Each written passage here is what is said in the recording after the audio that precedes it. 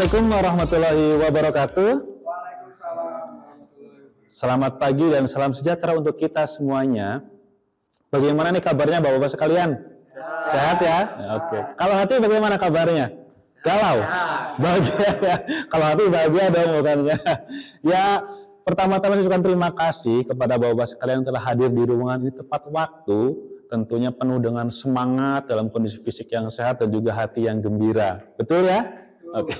Pada pertemuan pertama kita, izinkan saya memperkenalkan diri terlebih dahulu. Boleh ya kenalan dulu ya? Nama saya Widya Lesmana, saya adalah Widya Iswara dari BPSDM Kementerian PUPR atau yang biasa disebut dengan petugas pengajar. Ingat ya, petugas pengajar bukan petugas parkir. Ya. Jadi saya dari Cilacap, saya di sini pengen meng-highlightkan daerah saya itu Cilacap yang memiliki bahasa yang cukup unik daripada bahasa Jawa lainnya. Kalau teman-teman biasanya mendengar Jawa itu iyoto, orato, ya kan? Itu bukan Cilacap. Itu orang Jogja, itu orang Solo, orang Semarang. Kalau orang Cilacap itu harus penuh semangat. Kepriwe kok, ya aja kayak gue gitu kan. Selangar-langar temen kok jadi uang gitu, kayak gitu ya.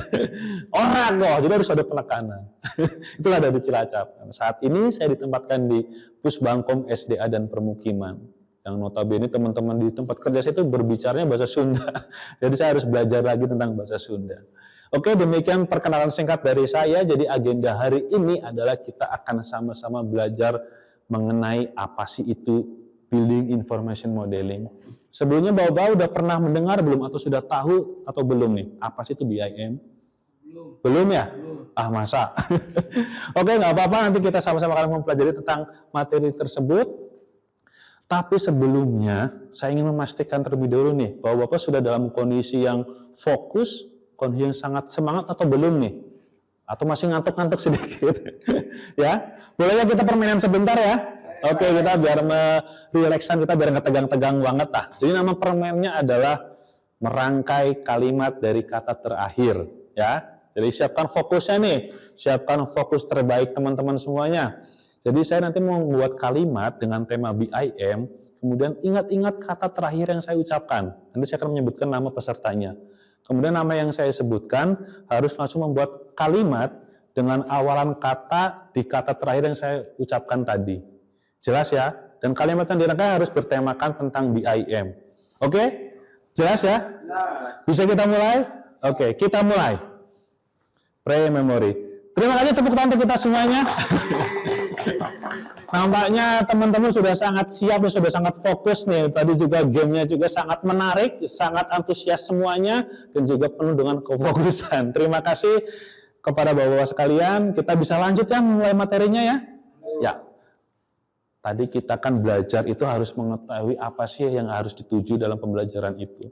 Jadi hari ini kita akan belajar BIM itu tujuannya adalah kita supaya tahu hasil belajar apa yang akan kita capai.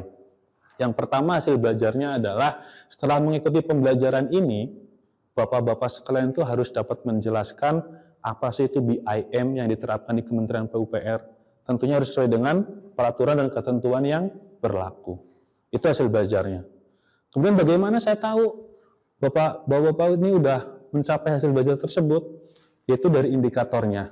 Indikator hasil belajarnya yang nanti dicapai setelah bapak-bapak mengikuti pembelajaran hari ini adalah yang pertama, bapak-bapak bisa menjelaskan pengertian dari BIM itu sendiri. Yang kedua, bapak-bapak bisa menyebutkan permodelan apa saja yang ada di BIM. Kemudian indikator yang ketiga, bapak-bapak bisa menyebutkan atau menjelaskan bagaimana sih proses monitoring pada pekerjaan konstruksi yang menggunakan BIM. Jelas ya untuk hasil belajar dan indikator belajarnya? Jelas ya? Bisa kita lanjut? Lanjut ya. Nah, saya pengen tahu terlebih dahulu nih, sejauh mana sih pemahaman bapak-bapak sekalian mengenai BIM? Silakan siapkan gadgetnya, kemudian scan barcode yang sudah saya tampilkan. Tuliskan apa yang bapak-bapak ketahui tentang BIM di Kementerian PUPR. Boleh silakan, saya berikan waktu dari sekarang. Pre-memory. Ya, terima kasih, sangat menarik ya, tepuk tangan dong boleh. Sangat menarik apa yang sudah diketahui, ternyata ada yang banyak sudah mengetahui apa itu BIM, ada juga yang masih dalam proses belajar, ada juga yang belum tahu sama sekali. Tapi itu nggak masalah, karena kita hari ini akan sama-sama mempelajari terkait BIM di Kementerian PUPR. Ya, apa sih itu BIM? Tadi saya sudah melontarkan pertanyaan dari awal. Coba tadi yang menulis di Slido, boleh dong angkat tangan, jelaskan kepada kita semua apa sih itu BIM? Boleh? Ya, Pak Sandi, silakan. Apa itu BIM? Ya, jawabannya sangat bagus. Tepuk tangan dong untuk Pak Sandi. Ya, tapi masih kurang tepat. Tapi sudah benar, sudah mendekati benar. Tepatnya seperti ini. BIM itu suatu proses. Ingat-ingat ya, BIM itu proses atau metodologi. Jadi bukan sebuah software, bukan sebuah aplikasi. Itu hanya bagiannya saja. Jadi suatu proses untuk mengerjakan proyek konstruksi, dari siklus konstruksinya itu dengan prinsip kolaborasi. Jadi semuanya berkolaborasi antar stakeholder, baik dari penyedia, baik dari pemberi jasa atau apa namanya owner, kita Kementerian PUPR sebagai owner ya, itu semuanya itu yang pihak-pihak stakeholder itu terlibat semuanya dikolaborasikan. Itu BIM. Jelas ya untuk pengertiannya BIM ya? Oke, kita lanjut ya. Terkait perubahan proses BIM. Dulu kita sebelum ada teknologi, sebelum ada BIM, semuanya kita masih secara manual. Bahkan tanda tangan pun dulu kita harus cap basah, gitu, tanda tangan secara langsung, menemui pimpinan waktunya lama, semuanya itu tidak efektif. Sekarang kita menggunakan digital, bisa menggunakan TTE, dulu kita kolaborasi, kita harus ke Kalimantan, misalkan proyeknya ada di Kalimantan ya, kita harus secara langsung ke Kalimantan melihat progresnya sejauh mana, kendalanya apa saja. Sekarang dengan BIM tidak perlu. Semuanya bisa kita lihat di CDE, platform atau Common Data Environment. Nanti kita bahas terkait CDE. Kemudian di BIM kita mengenal istilah LOD atau Level of Development. Ya, apa sih itu LOD?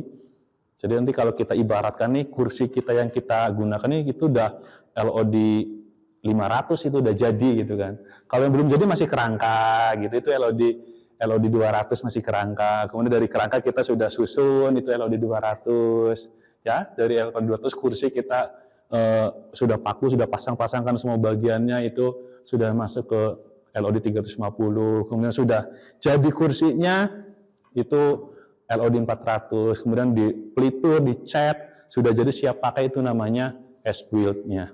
Jelas ya untuk LOD ya? Nah, kemudian di BIM juga kita mengenal permodelan. Biasanya teman-teman semua itu kenal permodelan itu hanya 3 dimensi ya.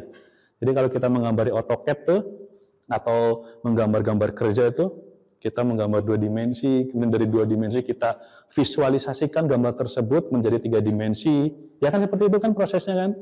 Nah, di BIM juga sama, ada permodelan 3 dimensi, yaitu untuk memodelkan atau memvisualisasikan suatu perencanaan atau suatu desain.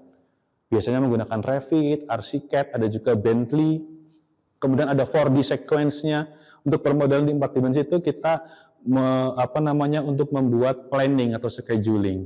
Ya, kalau dulu kita bisa menggunakan MS Project ya dan lain sebagainya untuk membuat scheduling itu sangat ribet lah, manual, sangat susah. Tapi sekarang kita bisa menggunakan BIM itu lebih cepat.